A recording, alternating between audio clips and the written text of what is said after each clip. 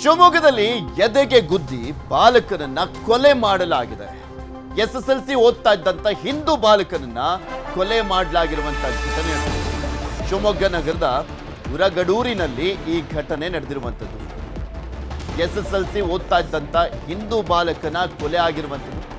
ಎದೆಗೆ ಗುದ್ದಿ ಆತನನ್ನ ಹತ್ಯೆ ಮಾಡಲಾಗಿದೆ. ಮುಸ್ಲಿಂ ಸಮುದಾಯದ 3 ರಿಂದ 4 ಬಾಲಕರಿಂದ ಹಿಂದೂ ಬಾಲಕನನ್ನ ಹತ್ಯೆ ಮಾಡಲಾಗಿದೆ. 3-4 ಬಾಲಕರು ಸೇರ್ಕೊಂಡು ಹೊಡೆದಿದ್ದಾರೆ, ಚೆನ್ನಾಗಿ ಹೊಡೆದಿದ್ದಾರೆ, ಎದೆ ಭಾಗಕ್ಕೂ ಗುದ್ದಿದ್ದಾರೆ. ಸ್ಪೆಷಲ್ ಕ್ಲಾಸ್ ಅನ್ನ ಮುಗಿಸ್ಕೊಂಡು ಹೋಗುವಂತ ಸಂದರ್ಭದಲ್ಲಿ ಬೆನ್ನತ್ತಿ ಕೊಲೆ ಮಾಡಲಾಗಿದೆ. ಶಾಲೆಯಿಂದ ಸ್ವಲ್ಪ ದೂರದಲ್ಲೇ ಹಲ್ಲೆ ಮಾಡಿರುವಂತ ಗುಂಪು. ಶಾಲೆಯಿಂದ ಸ್ವಲ್ಪ ಮುಂದೆ ಅಷ್ಟೇ ಸ್ಪೆಷಲ್ ಕ್ಲಾಸ್ ಮುಗಿಸ್ಕೊಂಡು ಹೋಗುವಂತ ಸಂದರ್ಭದಲ್ಲಿ ಹಲ್ಲೆಯನ್ನು ಮಾಡಲಾಗಿದೆ. ನೋಡಿ ಮೆಂಟಾಲಿಟಿಯನ್ನು. ಯುವಕರಲ್ಲ ಇವರು, ಅಪ್ರಾಪ್ತರು, ಬಾಲಕರೇ ಈಗ ಕೊಲೆ ಮಾಡುವ ಹಂತಕ್ಕೆ ತಲುಪ್ತಾ ಇದ್ದಾರೆ. ಮನಸ್ಥಿತಿ ಹೇಗೆ ಬದಲಾಗ್ತಾ ಇದೆ ಲೆಕ್ಕ ಹಾಕೊಳ್ಳಿ. ಗಿರೀಶ್ ಎಂಬ ಬಾಲಕರ ಮೇಲೆ ಹಲ್ಲೆ ಮಾಡಿ ಗಲಾಟೆಯನ್ನ ಮಾಡಲಾಗಿದೆ. ಗಲಾಟೆ ಬಿಡಿಸ್ಲಿಕ್ಕೆ ಹೋಗಿದ್ದಂತ ಸಂಕೇತ ಮೇಲೆ ಹಲ್ಲೆಯನ್ನ ಮಾಡಲಾಯಿತು.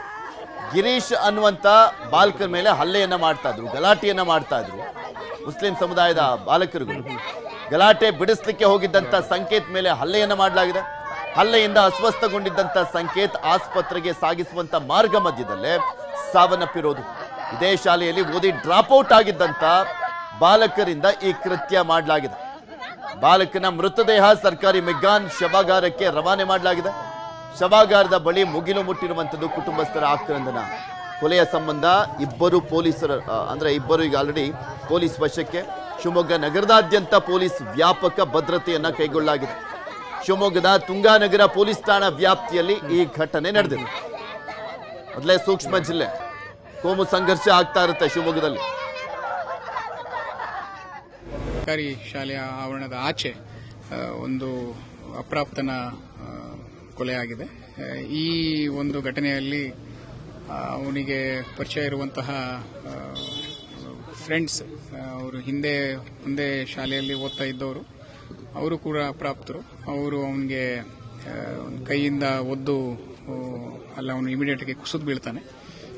ಆ ಕುಸಿದು ಬಿಟ್ಟಿದ ನಂತರ ಅವನಿಗೆ ಇಲ್ಲಿ ಹಾಸ್ಪಿಟ್ಲಿಗೆ ಕರ್ಕೊಂಬರೋಷ್ಟೊತ್ತಿಗೆ ಒಂದು ಡೆತ್ ಆಗಿದೆ ಅಂತ ನಮಗೆ ಗೊತ್ತಾಗುತ್ತೆ.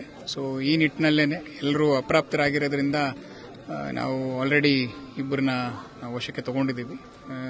ಹಾಗೆ ಇನ್ಯಾರು ಈ ಘಟನೆಯಲ್ಲಿ ಇನ್ವಾಲ್ವ್ ಆಗಿದ್ದಾರೆ ಅವ್ರ ಬಗ್ಗೆನೂ ಕೂಡ ನಾವು ಮಾಹಿತಿಯನ್ನು ಕಲೆ ಹಾಕ್ತಾ ಇದ್ದೀವಿ.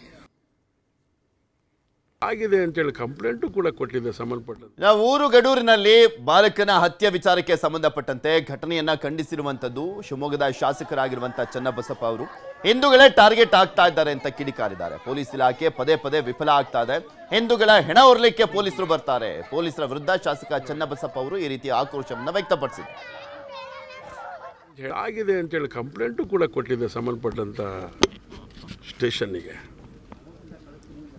ಆದರೆ ಸಂಜೆ SSLCಗೆ ಸ್ಪೆಷಲ್ ಕ್ಲಾಸಿಗೆ ಹೋದಂಥ ಹುಡುಗ, ಅವನ ಜೊತೆಗೆ ಹೋದಂಥ ಹುಡುಗರು ವಾಪಸ್ ಬರ್ಬೇಕಾದ್ರೆ ಹೊಡೆದಾಕ್ತಾರೆ ಅಂತ ಹೇಳಿದ್ರೆ ಹೃದಯ ಕಿತ್ತು ಬರುತ್ತೆ. ಬಂಧನ ಮಾಡಿದ್ದೀವಿ ಅಂತ ಹೇಳ್ತಾರೆ. ಏನು ಸಹಾಯನ ಕಟ್ಕೊಂಡು ಬಂಧನ ಮಾಡಿಕೊಂಡು ಹೋದ ಹೆಣ ವಾಪಸ್ ಕೊಡ್ತೀರಾ? ಪ್ರಾಣ ವಾಪಸ್ ಕೊಡ್ತೀರಾ? ಪ್ರಾಣ ಹೋಗದಾಗ ನೋಡ್ಕೋಬೇಕಾದಂಥ ಹೊಣೆಗಾರಿಕೆ ಯಾರದ್ದು? ಹಾಗಾದರೆ ಮಾಡಿದ್ದೇವೆ, ಇನ್ನೂ ಹುಡುಕ್ತಾ ಇದ್ದೇವೆ, ಇನ್ನೂ ಕರ್ಕೊಂಬರ್ತೇವೆ. ಅವನ ಹತ್ರ ಮಾಹಿತಿ ಇದೆ, ಇವನ ಹತ್ರ ಮಾಹಿತಿ ಇದೆ. ಸರಿ ರೀ, ಏನು ಸಾಯೋಣ ಅದನ್ನು ಕಟ್ಕೊಂಡು, ಮಾಹಿತಿ ಕಟ್ಕೊಂಡು?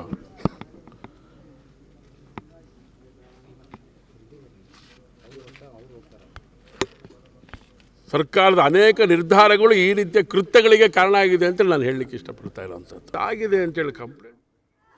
ಪ್ರಮುಖವಾಗಿ ಗಿರೀಶ್ ಅನ್ನುವಂತ ಬಾಲಕನಿಗೆ ಹೊಡೆಯಲಾಗ್ತಾ ಇತ್ತು. ಈ ಸಂದರ್ಭದಲ್ಲಿ ಸಂಕೇತ ಆ ದಾರಿಯಲ್ಲಿ ಹೋಗ್ತಾ ಇದ್ನಲ್ಲ, ಬಿಡಿಸ್ಲಿಕ್ಕೆ ಹೋಗಿದ್ದಾನೆ. ಅದಾದ್ಮೇಲೆ ಹೊಡಿತಾ ಇದ್ದಂತ ಮುಸ್ಲಿಂ ಸಮುದಾಯದ ಬಾಲಕರು ಸಂಕೇತಕ್ಕೆ ಹೊಡೆದಿದ್ದಾರೆ, ಚೆನ್ನಾಗಿ ಹೊಡೆದಿದ್ದಾರೆ, ಎದೆ ಭಾಗಕ್ಕೆಲ್ಲ ಗುದ್ದಿದ್ದಾರೆ. ತೀವ್ರವಾಗಿ ಅಸ್ವಸ್ಥಗೊಂಡಿದ್ದ, ಹಲ್ಲೆ ಆಗಿದ್ದಂಥ ಹಿನ್ನೆಲೆಯಲ್ಲಿ ಆಸ್ಪತ್ರೆಗೆ ತೆಗೆದುಕೊಂಡು ಹೋಗುವಂತ ಸಂದರ್ಭದಲ್ಲಿ ಸಾವನ್ನಪ್ಪಿದ್ದಾರೆ. ಇದ್ರ ಬಗ್ಗೆ ಇನ್ನಷ್ಟು ಮಾಹಿತಿಯನ್ನು ಕೊಡ್ತಾ ಹೋಗ್ತಾರೆ ನಮ್ಮ ಶಿವಮೊಗ್ಗದ ಪ್ರತಿನಿಧಿ ವಿನಯ್. ನಮ್ಮ ಜೊತೆ ದೂರವಾಣಿ ಸಂಪರ್ಕದಲ್ಲಿ ಜಾಯ್ನ್ ಆಗಿದ್ದಾರೆ. ವಿನಯ್, ಇಲ್ಲಿ ಗಿರೀಶ್ ಮತ್ತೆ ಸಂಕೇತ್ ಏನು ಫ್ರೆಂಡ್ಸ್ ಆಗಿದ್ದಂಥವ್ರ? ಮತ್ತೆ ಸಂಕೇತ್ ಒಬ್ಬನೇ ನಡ್ಕೊಂಡು ಹೋಗ್ತಾ ಇದ್ದಿದ್ದ, ಬೇರೆ ಇನ್ಯಾರು ಇರ್ಲಿಲ್ವಾ? ಆ ಮುಸ್ಲಿಂ ಸಮುದಾಯದ ಬಾಲಕರು ಹೊಡೆದಿದ್ರಲ್ಲ, ಅವರು ಡ್ರಾಪ್ ಔಟ್ ಆಗಿ ಬೇರೆ ಶಾಲೆಯಲ್ಲಿ ಏನಾದರೂ ಓದ್ತಾ ಇದ್ರ? ಅವ್ರ ಬಗ್ಗೆ ಏನು ಮಾಹಿತಿ ಸಿಗ್ತಾ ಇದೆ? ಹತ್ಯೆ ಮಾಡೋ ಲೆವೆಲ್ಗೆ ಬದಲಾಗಿದ್ದಾರೆ, ಮನಸ್ಥಿತಿ ಇದೆ ಅಂದ್ರೆ ಏನರ್ಥನಪ್ಪ? ಏನು ಹೇಳಬೇಕು ಗೊತ್ತಿಲ್ಲ ಇದಕ್ಕೆ. ಹೌದು ಪೃಥ್ವಿ, ಏನು ಶಿವಮೊಗ್ಗದ ಊರ್ಗಡೂರಿನ ಸರ್ಕಾರಿ ಶಾಲೆಯಲ್ಲಿ ವ್ಯಾಸಂಗ ಮಾಡ್ತಿದ್ದಂತ ಸಂಕೇತ ಏನಿದ್ದಾನೆ ಆತ ಸ್ಪೆಷಲ್ ಕ್ಲಾಸ್ ಮುಗಿಸ್ಕೊಂಡು ಬರ್ತಾ ಇದ್ದಂತ ರಾತ್ರಿ 8 ಗಂಟೆವರೆಗೂ ಕೂಡ ಶಿಕ್ಷಕರು ಗಣಿತ ಸಬ್ಜೆಕ್ಟ್ ಅನ್ನ ಸ್ಪೆಷಲ್ ಕ್ಲಾಸ್ ತಗೊಂಡು ಮಾಡ್ತಾ ಇದ್ರು. ನಂತರ ಮನೆಗೆ ತೆರಳುವ ವೇಳೆ ಆತನ ಸಹಪಾಠಿಗಳು ಕೂಡ ಮನೆಗೆ ಹೋಗ್ತಾ ಇದ್ರು. ಪಕ್ಕದಲ್ಲೇ ಇದ್ದಂತಹ ಜಾಗದಲ್ಲಿ ಬಂದಂತಹ ಸಂಕೇತ ಏನಿದೆ ಆತನಿಗೆ ಅಲ್ಲಿಯ ಏನು ಬಾಲಕರೇನಿರ್ತಾರೆ ಅವರು ಬಂದು ಅಟ್ಯಾಕ್ ಅನ್ನ ಮಾಡ್ತಾರೆ. ಅಟ್ಯಾಕ್ ಮಾಡಿದಾಗ ಇವರು ಈ ಸಂಕೇತ ಏನಿದ್ದಾನೆ ಬಿಡಿಸೋದಕ್ಕೆ ಹೋಗ್ತಾರೆ. ಬಿಡಿಸೋದಕ್ಕೆ ಹೋದಾಗ ಇವನ ಮೇಲೂ ಕೂಡ ಹಲ್ಲೆಯನ್ನ ಮಾಡ್ತಾರೆ. ಏನು ಆತನ ಸಹಪಾಠಿ ಕೂಡ ಅಲ್ಲಿಗೆ ಏನು ಹಲ್ಲೆ ಮಾಡೋದಕ್ಕೆ ಬಂದಿರ್ತಾರೆ, ಸಹಪಾಠಿಯನ್ನ ಹಲ್ಲೆ ಮಾಡೋದಕ್ಕೆ ಬಂದಿರ್ತಾರೆ. ಆಗ ಸಂಕೇತ ಬಿಡಿಸೋದಕ್ಕೆ ಹೋದಾಗ ಈತನಿಗೆ ಒಂದು ಕೆನ್ನೆಗೆ ಹಾಗೂ ಎದೆ ಭಾಗಕ್ಕೆ ಹೊಡಿತಾರೆ. ಆಗ ಅಲ್ಲೇ ಕುಸಿದಂತಹ ಸಂಕೇತನ ಅಲ್ಲ ಸ್ಥಳೀಯರು ಹಾಗೆ ಒಂದಿಷ್ಟು ಶಾಲಾ ಬಾಲಕರು ಜೊತೆಗೆ ಶಿಕ್ಷಕರು ಸೇರಿ ಆಸ್ಪತ್ರೆಗೆ ಸೇರಿಸುವ ಮಾರ್ಗ ಮಧ್ಯದಲ್ಲಿ ಆತ ಸಾವನ್ನಪ್ತಾನೆ. ಅದಾದ ಬಳಿಕ ಏನು ಸ್ಥಳದಲ್ಲಿ ಬಿಗುವಿನ ವಾತಾವರಣ ಕೂಡ ಉಂಟಾಗುತ್ತೆ. ಯಾಕಂದ್ರೆ ಅನ್ಯಕೊಮ್ಮಿನ ಬಾಲಕರು ಏನಿದ್ದಾರೆ ಅವರು ಈ ರೀತಿ ಮಾಡೋದಕ್ಕೆ ಆಕ್ರೋಶ ಕೂಡ ವ್ಯಕ್ತವಾಗಿದೆ. ಹಾಗಾಗಿ ಅಲ್ಲಿ ಬಿಗಿ ಬಂದೋಬಸ್ತನ್ನು ಕೂಡ ಪೊಲೀಸರು ಮಾಡ್ಕೊಳ್ತಾರೆ. ಹಾಗೆ ಏನು ಮೆಗನ್ ಆಸ್ಪತ್ರೆಯ ಶವಗಾರ ಇದೆ, ಅಲ್ಲೂ ಕೂಡ ಆತನ ಅಲ್ಲಿ ಜನರು ಸೇರ್ತಾರೆ. ಆಗ ಅಲ್ಲಿ ಬಿಗಿ ಬಂದೋಬಸ್ತನ್ನು ಕೂಡ ಮಾಡ್ಕೊಂತಾರೆ. ಘಟನೆ ಏನಿದೆ ಅದಕ್ಕೆ ಸಂಬಂಧಪಟ್ಟಂತೆ ಮೂಲಗಳು ಹೇಳುವ ಪ್ರಕಾರ ಒಂದು ಕ್ರಿಕೆಟ್ ಮ್ಯಾಚ್ ಏನ್ ನಡೆಯುತ್ತೆ, ಆ ಕ್ರಿಕೆಟ್ ಮ್ಯಾಚ್ ನಿಂದಾಗಿ ಈ ರೀತಿ ಆಗಿದೆ. ಅಲ್ಲಿ ದ್ವೇಷ ಬೆಳೆದುಕೊಂಡು ನಂತರ ಏನು ಇಲ್ಲಿ ಕೂಡ ಶಾಲೆಯಲ್ಲೂ ಕೂಡ ಬಂದು ಗಲಾಟೆಯನ್ನ ಮಾಡ್ಕೊಂತಾರೆ ಅನ್ನೋ ಮಾತುಗಳು ಕೇಳಿ ಬರ್ತಾ ಇದೆ. ಜೊತೆಗೆ ಏನು ಹಲ್ಲೆ ಮಾಡಿದ ಬಾಲಕರನ್ನಿದ್ದಾರೆ ಅವರು ಕೂಡ ಕೆಲವೊಂದಿಷ್ಟು 5-6 ಜನರ ಗುಂಪೊಂದು ಬಂದಿರೋದು. ಅದರಲ್ಲಿ ಕೆಲವರು ಅದೇ ಶಾಲೆಯಲ್ಲಿ ಓದ್ತಾ ಇದ್ರು, ಇನ್ನು ಕೆಲವರು ಡ್ರಾಪ್ ಔಟ್ ಆಗಿ ಕೆಲವರು ಶಾಲೆಯನ್ನ ಬಿಟ್ಟಿದ್ರು. ಅದಾದ ಬಳಿಕ ಅವರ ಮಧ್ಯೆ ಒಂದಿಷ್ಟು ದ್ವೇಷಗಳು ಇದ್ದ ಕಾರಣ ಒಂದು ಗಲಾಟೆಯನ್ನ ಮಾಡಿ ಆತನ ಮೇಲೆ ಹಲ್ಲೆಯನ್ನ ಮಾಡ್ತಾರೆ. ಹಲ್ಲೆ ಮಾಡಿದ ನಂತರ ಆತನನ್ನ ಆಸ್ಪತ್ರೆಗೆ ಸೇರಿಸಿದ್ರು ಕೂಡ ಯಾವುದೇ ಪ್ರಯೋಜನ ಆಗಲಿಲ್ಲ. ಜಗಳಾಡಿರುವಂತದ್ದೆಲ್ಲ ನೋಡಿದೀವಿ ನೈ, ಆದ್ರೆ ಕೊಲೆ ಮಾಡೋ ಹಂತಕ್ಕೆ ಹೋಗಿದ್ದಾರೆ ಅಂದ್ರೆ ಯಾವ್ದ್ರಲ್ಲೆಲ್ಲ ಹೊಡೆದ್ರಂತೆ. ಮತ್ತೆ ಸಂಕೇತ್ ಒಬ್ನೇ ಬಂದಿದ್ದ ಗಿರೀಶ್ಗೆ ಹಲ್ಲೆಯನ್ನ ಮಾಡ್ಬೇಕಾದ್ರೆ, ಯಾಕೆಂದ್ರೆ ಸ್ಪೆಷಲ್ ಕ್ಲಾಸ್ ಮುಗಿಸ್ಕೊಂಡು ಹೋಗ್ಬೇಕಾದ್ರೆ ಗುಂಪಾಗೆಲ್ಲ ಹೋಗ್ತಾ ಇರ್ತಾರಲ್ಲ ಮಕ್ಕಳು, ಇವನು ಒಬ್ನೇ ಹೋಗ್ತಾ ಇದ್ದಿದ್ದಂತ. ಒಟ್ಟು 34 ಜನ ಏನು ವಿದ್ಯಾರ್ಥಿಗಳಿಗೆ ಸ್ಪೆಷಲ್ ಕ್ಲಾಸ್ ಇರುತ್ತೆ. ಅದರಲ್ಲಿ ಕೂಡ ಗಿರೀಶ್ ಜೊತೆಗೆ ಏನು ಸಂಕೇತ್ ಇದ್ದಾನೆ, ಆತನನ್ನ ಬಿಡಿಸೋದಕ್ಕೆ ಹೋದಾಗ ಒಂದು ಏನು ಬೇರೆ ಗೆಳೆಯರು ಬರ್ತಾರೆ. ಆದ್ರೆ ಅವರ ಮೇಲೆ ಹಲ್ಲೆ ಆಗುತ್ತೆ, ಇವರಿಬ್ಬರ ಮೇಲೆ ಹಲ್ಲೆ ಆಗುತ್ತೆ. ಆ ಸ್ಥಳದಲ್ಲಿದ್ದಂತಹ ಏನು ಸಂಕೇತ ಇದ್ದಾನೆ ಅಲ್ಲೇ ಕುಸಿದು ಬಿದ್ದ ನಂತರ ಆತನನ್ನ ಆಸ್ಪತ್ರೆಗೂ ಕೂಡ ಸೇರಿಸಲಾಗುತ್ತೆ. ಇಲ್ಲಿ ಸ್ಥಳೀಯರು ಹೇಳೋ ಪ್ರಕಾರ ಇಲ್ಲಿ ಗಾಂಜಾ ಹಾವಳಿ ಜಾಸ್ತಿ ಆಗಿದೆ, ಅದರಲ್ಲೂ ಕೂಡ ಅಪ್ರಾಪ್ತರು ಗಾಂಜಾವನ್ನ ಬಳಸ್ತಾ ಇದ್ದಾರೆ. ಪೊಲೀಸರು ಯಾವುದೇ ರೀತಿಯ ಕ್ರಮಗಳನ್ನ ಕೈಗೊಳ್ತಿಲ್ಲ.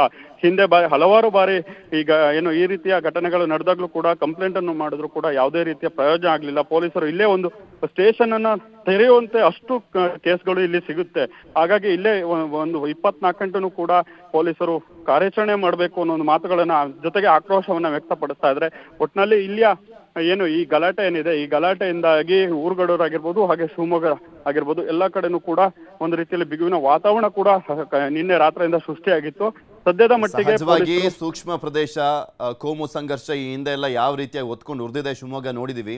ಭದ್ರತೆ ಏನಾದರೂ ಕೊಡ್ಲಾಗಿದೆಯಾ? ಪೊಲೀಸರು ಕಟ್ಟೆಚ್ಚರ ವಹಿಸಿದಾರಾ? ಏನಾದರೂ ಪ್ರತಿಭಟನೆಗಳನ್ನ ಮಾಡ್ಲಿಕ್ಕೆ ಮುಂದಾಗ್ಲಾಗ್ತಾ ಇದೆಯಾ ಹಿಂದೂ ಸಂಘಟನೆಗಳಿಂದ?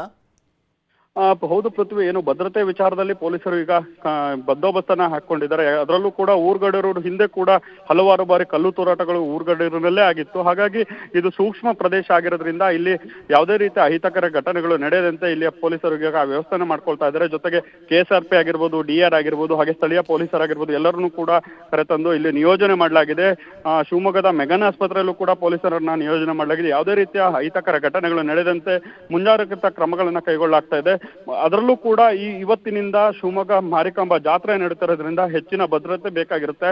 ಯಾಕಂದ್ರೆ ಈ ಗಲಾಟೆ ಏನಾದ್ರೂ ಹೆಚ್ಚಾದ್ರೆ ಜಾತ್ರೆಗೂ ಕೂಡ ಎಫೆಕ್ಟ್ ಆಗುವ ಸಾಧ್ಯತೆ ಇದೆ. ಹಾಗಾಗಿ ಪೊಲೀಸರು ಏನು ಸೂಕ್ಷ್ಮ ಪ್ರದೇಶಗಳಲ್ಲಿ ಶಿವಮೊಗ್ಗದ ಯಾವ್ಯಾವ ಸೂಕ್ಷ್ಮ ಪ್ರದೇಶಗಳನ್ನ ಮಾಡಿದ್ದಾರೆ ಅಲ್ಲಿ ಕೂಡ ಪೊಲೀಸರ ನಿಯೋಜನೆ ಹೆಚ್ಚುಗೊಳಿಸಿದ್ದಾರೆ. ಹಾಗೆ ರಾತ್ರಿ ಗಸ್ತನ್ನ ಹೆಚ್ಚುಗೊಳಿಸಿದ್ದಾರೆ. ಒಟ್ನಲ್ಲಿ ಈ ಘಟನೆ ಏನಿದೆ ಅದು ಎಲ್ಲೂ ಕೂಡ ಹಬ್ಬದಂತೆ ಕೂಡ ಪ್ರಯತ್ನವನ್ನ ಮಾಡ್ತಾ ಇದ್ದಾರೆ. ಆದ್ರೆ ಇಲ್ಲಿಯ ಸ್ಥಳೀಯ ಶಾಸಕರು ಹೇಳುವ ಪ್ರಕಾರ ಈ ಗಲಾಟೆ ಇದು ಮೊದಲೇನಲ್ಲ, ಹಿಂದಿನಿಂದಲೂ ಈ ರೀತಿಯ ಗಲಾಟೆಗಳು ನಡ್ಕೊಂಡು ಬರ್ತಾ ಇದೆ. ಆದ್ರೆ ಪೊಲೀಸರು ಹಾಗೆ ಜಿಲ್ಲಾಡಳಿತ ರಾಜಕೀಯವಾಗಿ ತಿರ್ಕೊಳ್ಳುತ್ತೆ ಇಂಥ ವಿಚಾರಗಳು. ಹಿಂದೂ ಮುಸ್ಲಿಂ ಗಲಾಟೆ ಅಂತ ಬಂದಂತ ಸಂದರ್ಭದಲ್ಲಿ, ಹತ್ಯೆಗಳಾದಂಥ ಟೈಮ್ನಲ್ಲಿ ಇವತ್ತು ಆ ಬಾಲಕನ ಕುಟುಂಬಕ್ಕೆ ಸಾಂತ್ವನ ಹೇಳುವಂಥ ನೆಪದಲ್ಲಿ ಒಂದು ಕಡೆ ಈಗ ಆಲ್ರೆಡಿ ಶಾಸಕರು ಬಂದು ಹೋಗಿದ್ರು, ನೋಡಿದ್ವಿ. MP ಅಥವಾ BJP ರಾಜ್ಯಾಧ್ಯಕ್ಷರು ಅದೇ ಜಿಲ್ಲೆಯವರು ಬೇರೆ, ಈಶ್ವರಪ್ಪನವರೇ ಆಗಿರ್ಬೋದು, ಇವರೆಲ್ಲ ಹೋಗುವಂಥ ಸಾಧ್ಯತೆ ಇದೆಯಾ? ಹೆಚ್ಚಿನ ಪಕ್ಷ ಸಾಧ್ಯತೆ ಇದೆ ಪೃಥ್ವಿ. ಯಾಕಂದ್ರೆ ಈ ಹಿಂದೆ ಕೂಡ ಈ ರೀತಿ ಘಟನೆಗಳಾದಾಗ ಎಲ್ಲಾ ನಾಯಕರು, ಬಿಜೆಪಿ ನಾಯಕರು ಬಂದು ಘಟನಾ ಸ್ಥಳ ಆಗಿರ್ಬೋದು, ಹಾಗೆ ಅವರ ಫ್ಯಾಮಿಲಿಗಳಿಗೆ ಬಂದು ಸಾಂತ್ವನ ಹೇಳೋ ಕೆಲಸಗಳನ್ನ ಮಾಡಿದ್ರು. ಅದೇ ರೀತಿ ಇಲ್ಲೂ ಕೂಡ ಕಳೆದ ರಾತ್ರಿ ಶಾಸಕರಾದ ಚನ್ನಬಸಪ್ಪ ಅವರು ಕೂಡ ಇಲ್ಲಿ ಬಂದು ಸಾಂತ್ವನ ಹೇಳುವಂತ ಕಾರ್ಯ ಮಾಡಿದ್ರು. ಇದಾದ ಬಳಿಕ ಈಗ ಬಿಜೆಪಿಯ ನಾಯಕರು ಯಾರ್ಯಾರಿದ್ದಾರೆ ಅವರು ಕೂಡ ಬರುವ ಸಾಧ್ಯತೆ ಇದೆ. ಈಗ ಸದ್ಯದ ಮಟ್ಟಿಗೆ ಯಾರು ಕೂಡ ಅಂದ್ರೆ ಈ ಬಗ್ಗೆ ಮಾತುಗಳನ್ನ ಆಡಿಲ್ಲ. ಆದ್ರೆ ಚನ್ನಿ ಅವರು ಮಾತ್ರ ಈ ಬಗ್ಗೆ ಮಾತನಾಡಿ ಅವರು ಸ್ಥಳಕ್ಕೆ ಭೇಟಿ ನೀಡಿ ಆಕ್ರೋಶವನ್ನ ವ್ಯಕ್ತಪಡಿಸ್ತಾ ಇದ್ದಾರೆ. ಓಕೆ, ಧನ್ಯವಾದ ವಿನಯ್ ನಿಮ್ಮೆಲ್ಲ ಮಾಹಿತಿಗಾಗಿ.